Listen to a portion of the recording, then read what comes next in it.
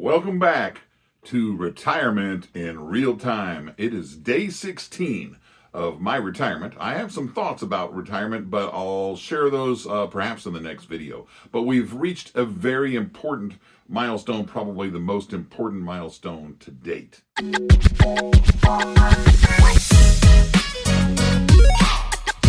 First, my name is Howard. I'm a recent 16-day post federal retiree, and I am sharing my journey through these early days of retirement with you because when my wife and I were researching retirement and looking for all these different resources and how to go about doing this, we found plenty of advice from experts, some great advice. But one thing we didn't find was examples of people who were going through it so we could get a feel for what it was actually like to be the retiree.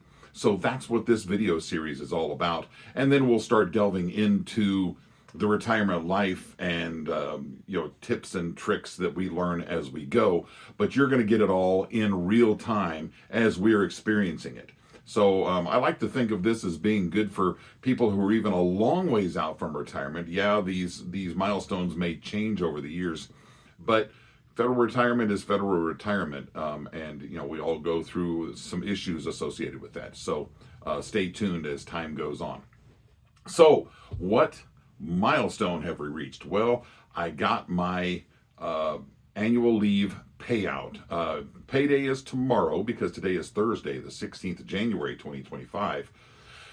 But I still have access to my pay, so I was able to go in and look at my pay stub.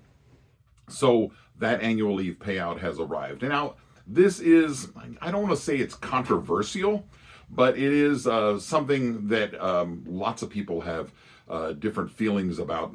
Should you use all of your annual leave before you retire? Some people carry large balances, like myself. Other people don't. And there's no right or wrong on that. We all have our different philosophies of how we want to do things. And but I'm just one of those people who always carried a large balance. My whole career, as soon as I built it up, because I always saw that annual leave balance as some kind of insurance. Should I need to take if I had surgery or, had a heart attack or whatever, it would be a way for me to continue getting paid. But, like I said, we all have our different philosophies on that. But at any rate, I even kept the leave balance. Once we knew that we were pretty sure we were going to retire, I knew that you get this, your annual leave paid out in lump sum. And if you remember, I think 2 videos ago, my retirement counselor had told me that it's most commonly paid in your final paycheck, and if not, it'll be the pay period after that. So I did work 2 days of my final pay period. I worked the 30th and the 31st, and so those 2 days were in this paycheck and then my lump sum of leave. And so I thought I would give you a quick breakdown on what that was like. So a total of 32% of that check was withheld. Now, your mileage may vary because we live in different states and communities where different amounts of taxes are taken out. But a brief breakdown of that. And it falls into 2 categories. One based on the entire amount, my 16 hours of pay plus the annual leave payout. So my federal tax was taxed on that complete amount. My state tax, Arizona state tax, is a flat rate of 2.5%. But like I said, it may be completely different in your state. Medicare tax came out of that, and then, of course, Social Security. Now, 3 parts of this, 3 deductions were taken only out of my 2 days of pay. So they were prorated to just the 2 days. And that was my FERS retirement. So this was the last contribution I will make into my retirement fund. My FEHB, or the Federal Employees Health Benefits, so my health insurance was paid. And that's one of those things, I believe I mentioned this before. So it will be, as we established, 3 to 5 months before my pension starts coming in. The government will pay my health premium during those times while I'm waiting to get my first pension check. And then they will backdate it to the 1st of January in my case. My pay will be backdated to the 1st of January, and they will deduct all of those months of health insurance, however long it takes for me to get the pension, they will deduct the premiums from that. So it won't be as big a lump sum as I might have liked otherwise. And then finally, my TSP was deducted just from the 2 days of pay. So what do I plan on doing with this large lump sum payment? Well, for now, it is my safety net, where we've, and I'm going to go into detail on this in a very upcoming video very soon, on how we prepared for going 3 to 5 or more months without pay, and some more specifics on that. We're hoping that we don't really have to touch this money, but if we do, then we do. But we would like to keep it to use as a down payment on a car, probably next year.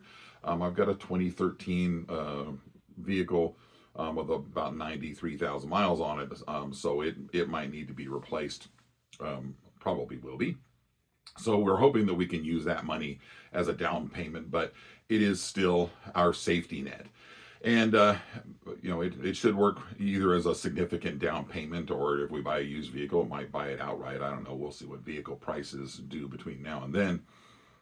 But like I said, it is it's a substantial amount of money. I was well into my use or lose leave, which is one reason why I chose to retire on December 31st, was so that I could maximize my leave balance. I used some leave during 2024, but not very much, so that I did go over into use or lose time.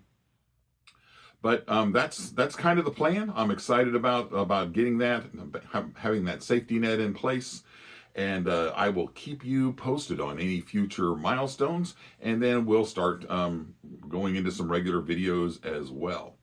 Finally, what is next? What's going to be the next milestone? Well, I believe, in looking at the quick guide there at opm.gov, that the next thing should be that I begin getting my interim payments. If you remember I think the first or second video, we were talking about the quick guide. And so I believe my retirement packet has been sent up to OPM, and then according to the quick guide, it's 10 to 15 days that they need before that they need to begin processing your interim payments. And the interim payment is an estimated amount of my pension. It's 60 to 80%, and then it can take quite a bit longer for the final amount to come in which case you're going to get some back pay on that as well. But hopefully in about 2 weeks, I will begin getting my interim payments. So stay tuned for that, and I can keep you posted. There is part of the website does tell you how they're doing, and in December, they were doing very, very good at keeping up with or actually November, because we don't have the December numbers yet. But in November, they were doing very good at keeping up with the demand on new retirements. We're hoping that continues into December, even though it is a larger, more common month for people to retire.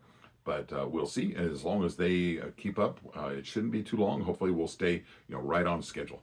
Thanks a lot. Hit that like and subscribe button. Make a comment. Ask any questions. I'll do what I can to answer those. And just have a great day. Thanks a lot. Bye.